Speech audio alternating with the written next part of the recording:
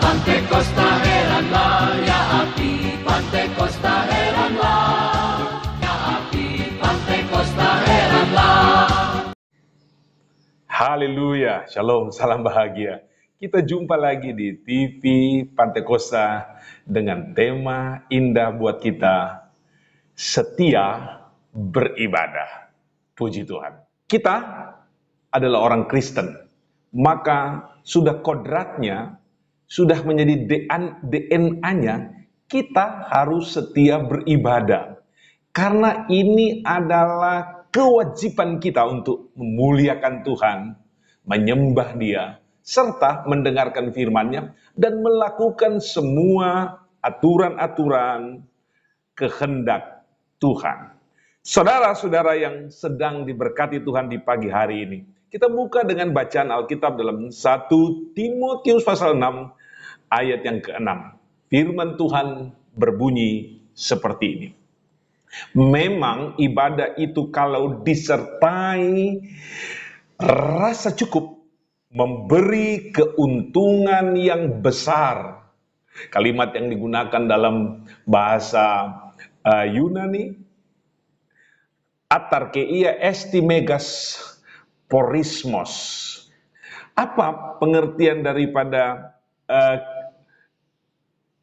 ibadah dengan rasa cukup memberikan keuntungan yang besar? Kita mulai dengan kata autarkeia. Maksud daripada kata ini adalah suatu gaya dan cara beribadah yang disertai dengan pikiran yang fokus, lengkap dan sempurna.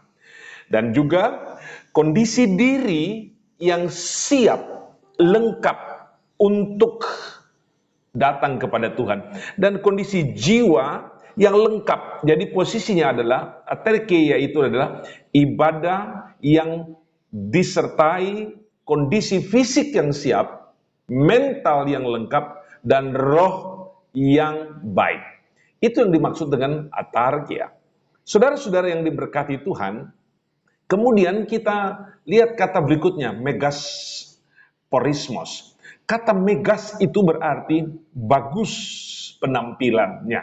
Seperti seorang yang memiliki penampilan yang baik, atau seperti bangunan yang besar, luas, tinggi, panjang, dan indah. Itu yang dimaksudkan dengan megas. Juga memiliki pengertian dalam bentuk jumlah yang banyak, bagus, dan melimpah. Jadi suatu bentuk berkat yang baik, hebat secara kualitas dan juga kuantitas. Juga berkaitan dengan pangkat, jabatan, dan posisi. Ada berkat besar ketika kita melakukan ibadah. Dan ternyata berkat itu luar biasa. Karena itu juga berarti unggul, sangat baik, serta hebat. Orang yang beribadah akan menikmati hal-hal yang luar biasa dan akan masuk dalam pengalaman-pengalaman yang dahsyat dan hebat. Kemudian itu berarti berkat yang utama dari Tuhan akan diberikan bagi mereka atau pribadi-pribadi yang suka beribadah dengan rasa yang cukup. Nah, juga berarti hebat dan perkasa dan juga berkaitan dengan umur panjang. Nah, saudara-saudara sekalian, apa yang dimaksud dengan porismos? Porismos itu adalah keuntungan dan juga pengadaan yang cukup.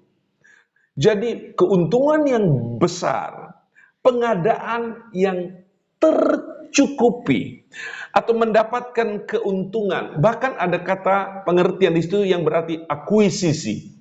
Jadi ini sebuah perluasan, suatu pengembangan, dan bahkan akan makin lama, makin banyak. Dan ini mencakup hal-hal yang berkaitan dengan ekonomi. Hal-hal yang bersifat fisik, juga spiritual, dan juga mentalitas. Puji Tuhan, kata kesetiaan telah menjadi barang langka pada dewasa ini. apalagi menjelang kedatangan Tuhan, banyak orang mulai tidak setia. Seorang suami tidak setia pada istri, sebaliknya istri mulai tidak setia kepada suami. Demikian halnya anak-anak memberontak kepada ayah bundanya, seterusnya demikian. Dan ada penyelewengan di mana-mana, dan ini yang harus perlu kita urus dan benahi dengan baik.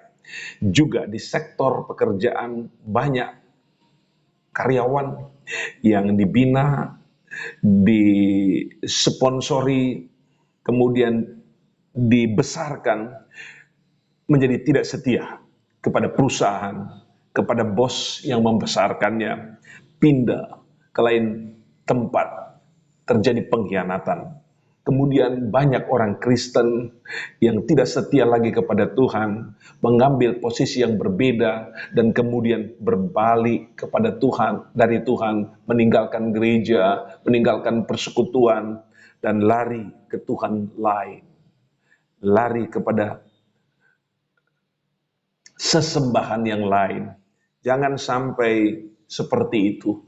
Mulai ada orang yang tidak setia pada gereja lokal, gereja yang pernah menyerahkan dia sewaktu bayi, gereja yang pernah membaptis dia, menikahkan dia, mendoakan dia setelah menjadi besar, atas dasar bujukan orang lain, kekecewaan dan sakit hati, kemudian pindah supaya mungkin nampak lebih rohani, karena pikirnya gereja itu lebih rohani. Ada juga yang menggunakan alasan karena mungkin disuruh oleh Tuhan. Mari kita setia. Dengan kesetiaan kita ditilik oleh Tuhan. Dalam perjanjian lama, kata beribadah merupakan terjemahan dari kata dalam bahasa Inggris to serve, yang artinya melayani atau beribadah. Jadi sebenarnya ibadah itu adalah melayani. Kita lihat para imam di tabernakel, mereka melayani. Berat memang memotong domba, kambing, lembu, membersihkannya, membakarnya. Ini dibutuhkan energi yang sangat besar. Tapi demi untuk menuntaskan sebuah pelayanan mereka lakukan itu juga yang Tuhan inginkan dalam kehidupan kita. Melayani Tuhan dengan sepenuh hati. Saudara-saudara sekalian, dalam bahasa Ibrani digunakan kata abed. Abed, yang berarti bekerja seperti seorang budak atau abdi. Seorang Kristen harus melayani Tuhan dengan total seperti layaknya seorang budak. Karena memang kita ini adalah abed atau abdinya Tuhan. Kita diberi nafas, pekerjaan, kita diberi semuanya oleh Tuhan. Kita harus melayani Tuhan dengan tuntas, dengan sebaik-baiknya. Itu yang Tuhan inginkan dan rindukan dari kita sebagai umatnya. Haleluya. Saudara-saudara yang diberkati Tuhan.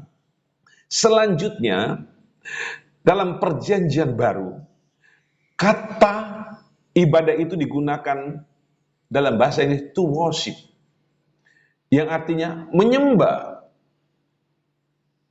Menyembah.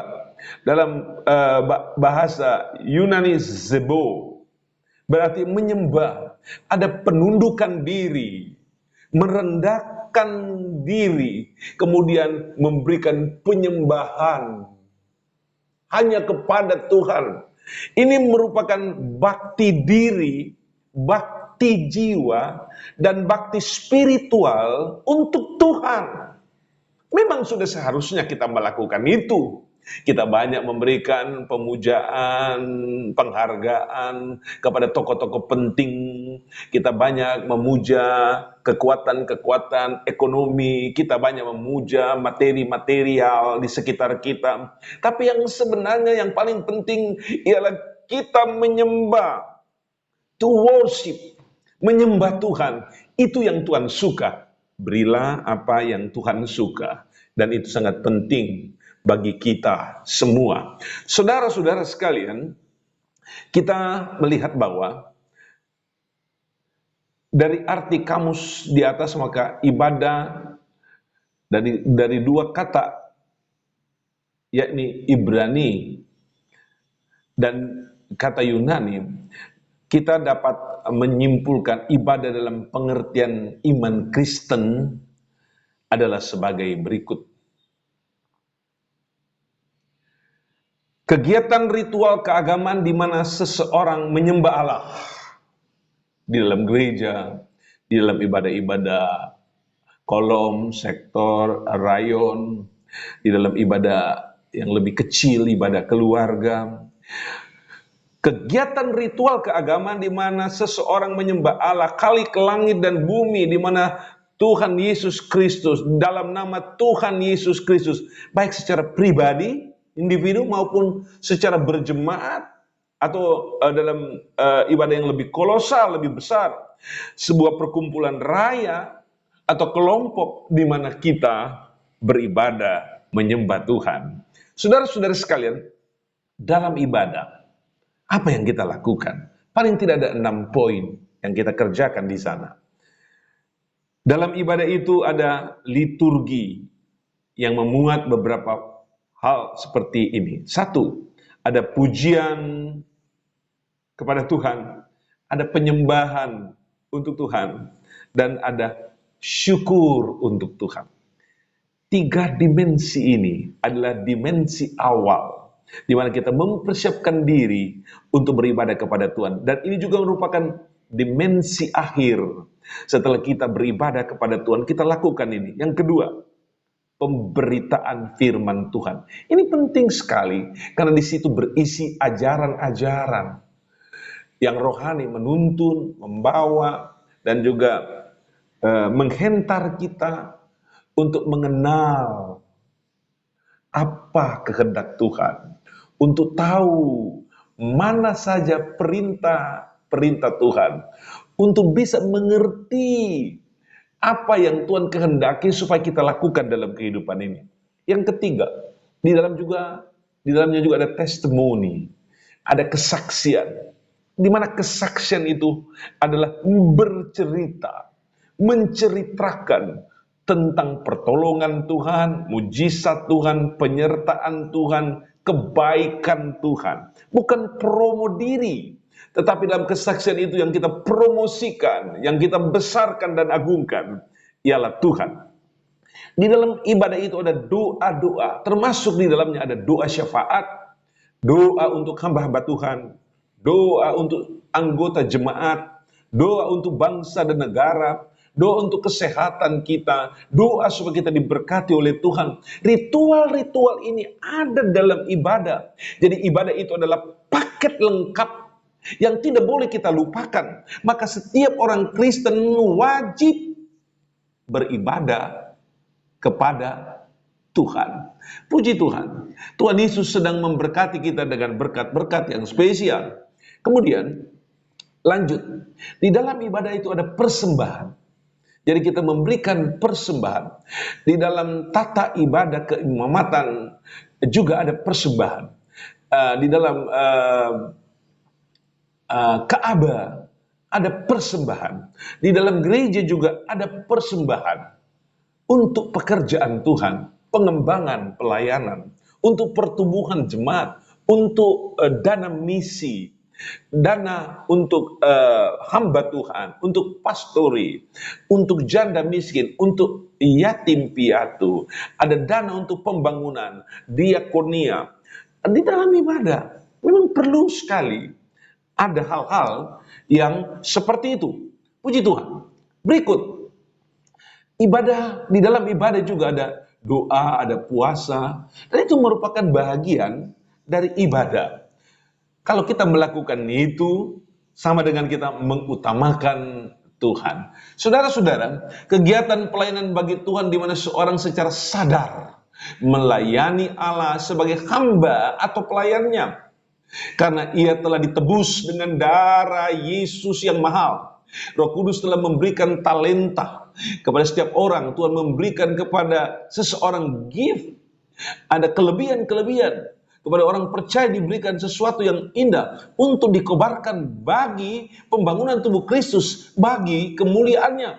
Termasuk dalam ibadah itu juga ada keterlibatan masyarakat. Kita juga mesti peduli pada lingkungan, dalam marketplace, dalam dunia kerja dan sebagainya. Kita saling dukung, saling topang, sehingga gereja bertumbuh dan juga perekonomian jemaat meningkat. Saudara-saudara yang diberkati Tuhan, kehidupan kesalehan dinyatakan dengan sikap perbuatan yang baik, yang etis, moralis bagi sesama. Seperti kebenaran, kejujuran, menyatakan kasih Kristus dengan memberikan pertolongan kepada mereka yang membutuhkan.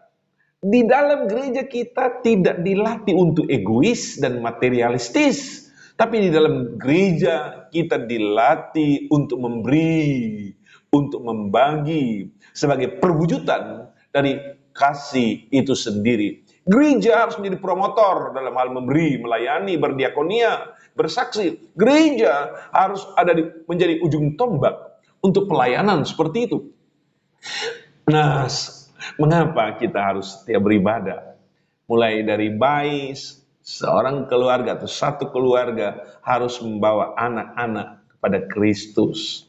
Mulai melatih mereka sejak dini beribadah. Sampai kepada Sunday school, ada sekolah minggu, kita mesti latih mereka untuk beribadah.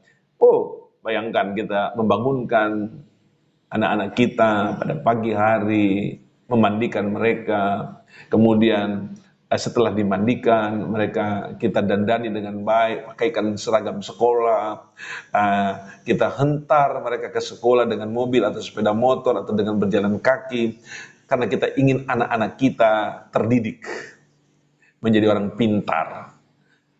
Dalam satu minggu kita membawa mereka ke sekolah 6 hari. 6 hari. Tetapi untuk sekolah minggu, kita malas membangunkan anak-anak kita karena sayang, dia kecapean. Padahal di sekolah minggu hanya 1 jam saja. Paling banyak 1,5 jam.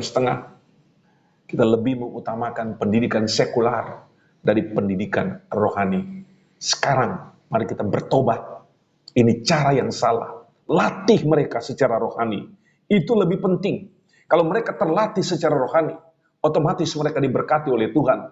Secara mental, secara pikiran, keilmuan, mereka pasti diberkati oleh Tuhan. Tapi kalau kita menjejali mereka dengan ilmu sekular tanpa mengisi mereka dengan ilmu yang rohani, kita terjebak dalam kesalahan yang fatal. Kita akan menghentar mereka menjadi saintis-saintis yang tidak bertobat, menjadi ilmuwan-ilmuwan yang tidak takut akan Allah. Berikut, mereka akan mencelakakan diri mereka sendiri dan keluarga. Karena seorang Kristen yang berilmu tapi tidak bertuhan, dia rentan untuk melakukan dosa, termasuk korupsi dan pelanggaran moral lainnya.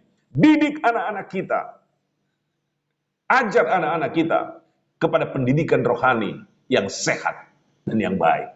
Saudara-saudara yang sedang diberkati Tuhan, haleluya.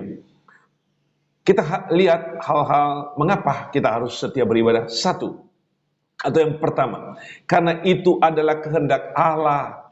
Allah yang lebih dahulu setia kepada kita, menghendaki kita agar setia kepadanya. Orang yang setia itu pasti berkenan kepada Tuhan. Haleluya. Jadi penting sekali kita setia karena Tuhan sudah lebih dahulu setia. Kedua, orang tersebut akan mengalami kesetiaan Allah lebih mendalam lagi karena Allah setia kepada orang yang setia. Saudara-saudara yang dikasihi Tuhan dan sedang diberkati Tuhan luar biasa.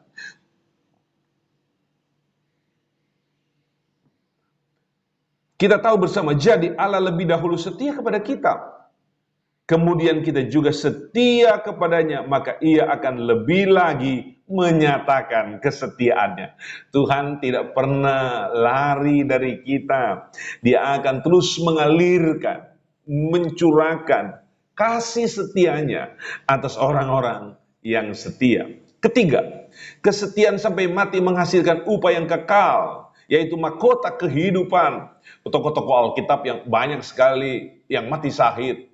Dimulai dari Stefanus, kemudian Yakobus, Petrus, Paulus, 12 rasul, semua setia kepada Tuhan kecuali Yudas.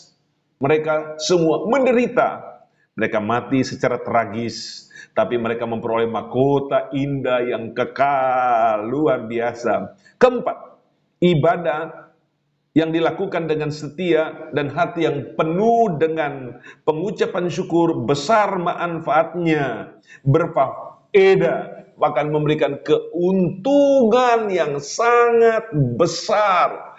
Secara tubuh untung, secara jiwa untung, secara spiritual untung, mengalami keuntungan yang besar. Kelima, kesetiaan beribadah membuat sikap sosial kita terbangun secara baik. Dalam sebuah persekutuan, berbagai macam orang datang menghadirinya. Mereka datang dari latar belakang yang berbeda-beda. Nah, ada kaum profesional, ada pengusaha, ada petani, ada pedagang, ada mahasiswa, ada siswa, ada suku A, suku B. Dengan kita beribadah, kita bisa bersosialisasi dengan baik. Dan di dalamnya kita bisa melakukan komunikasi, ada relationship yang bagus. Dengan demikian terbangunlah sebuah bangunan yang indah yang disebut tubuh Kristus.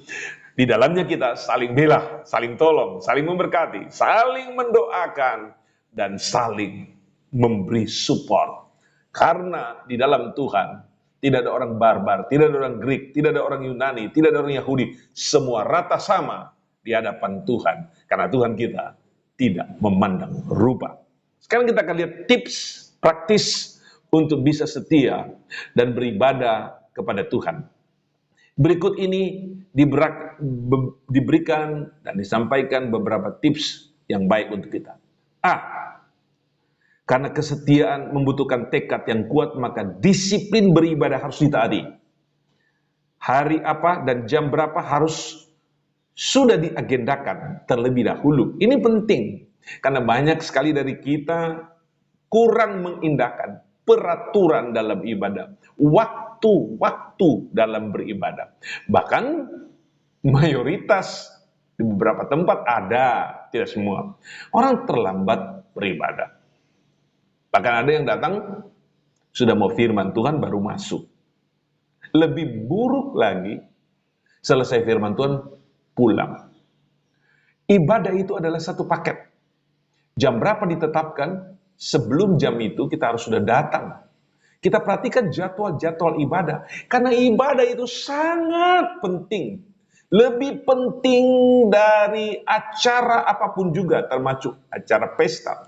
Tapi miris. Sangat miris kadang-kadang sebelum pesta dimulai, semua keluarga telah diboyong dan telah hadir duduk manis dengan pakaian terindah yang dimiliki.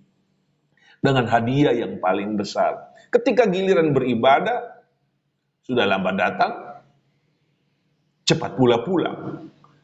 Tidak ada penghormatan kepada raja di raja, raja segala raja. Ingat dengan baik. Jam dan harinya.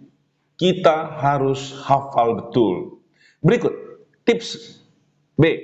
Mempersiapkan diri beberapa hari sebelumnya untuk hari ibadah. Misalnya pada hari Jumat, Sabtu, sudah mempersiapkan diri dengan membaca buku-buku rohani, berdoa, dan lebih bersungguh-sungguh. Kita menuju puncak, kita siapkan anak-anak tangga, kita pijaki, berdoa, menyiapkan hati, baca firman, kemudian mempersiapkan mental, supaya ketika kita tiba pada hari ibadah dan mulai beribadah, kita full konsentrasi penuh dalam beribadah. Nah, nilai ibadah kita menjadi 100%. Nah, otomatis berkat Tuhan atas kita menjadi 100%.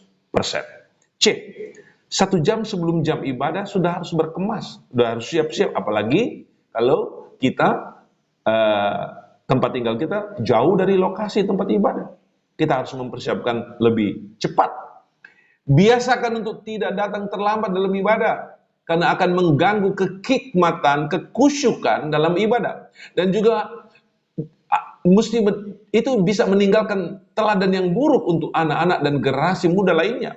Kalau orang tua malas ibadah, terlambat datang ibadah, itu pasti akan diikuti oleh generasi yang lebih muda, oleh anak-anak kita. Dan akhirnya mereka mereka akan menjadi generasi orang-orang yang memandang remeh ibadah. Boleh datang terlambat, boleh pulang lebih cepat. Ini menciptakan celaka spiritual dan ini sangat tidak baik. Itu adalah warisan yang tidak baik. Ayo, lakukan yang lebih baik. D. Membaca Alkitab dalam bentuk cetakan, buku atau elektronik. Bawa buku catatan, bawa pena, dan kebutuhan lainnya. Sehingga ketika firman Tuhan sedang disampaikan, kita bisa mencatat. Dan dengan baik kita catat, supaya kita bisa memperdalamnya lagi di rumah, atau kita mempertanyakan kepada orang lain. Supaya keilmuan kita secara teologi bertumbuh. Dan kita memiliki penguasaan yang lebih baik terhadap firman Tuhan.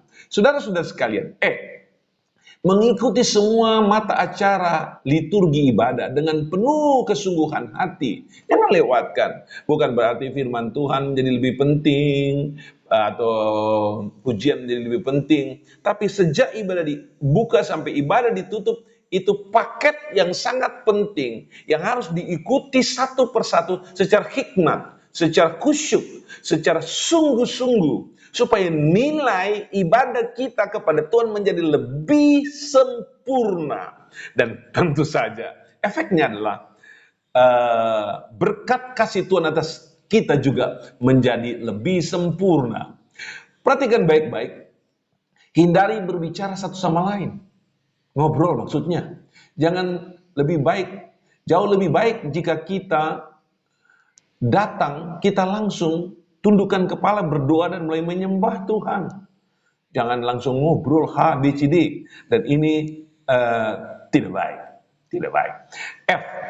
Mematikan handphone saat beribadah agar kita dapat lebih berkonsentrasi.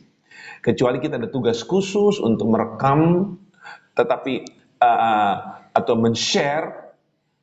Tapi pada prinsipnya kita harus berkonsentrasi. Kita men-share ibadah itu supaya bisa ditonton, dinikmati oleh kelompok yang lebih luas di luar. Karena salah satu tugas kita adalah mensiarkan, mendeklarasikan ibadah dan firman, juga pujian dan penyembahan, supaya banyak orang diberkati oleh Tuhan. Konsentrasi beribadah itu sangat penting.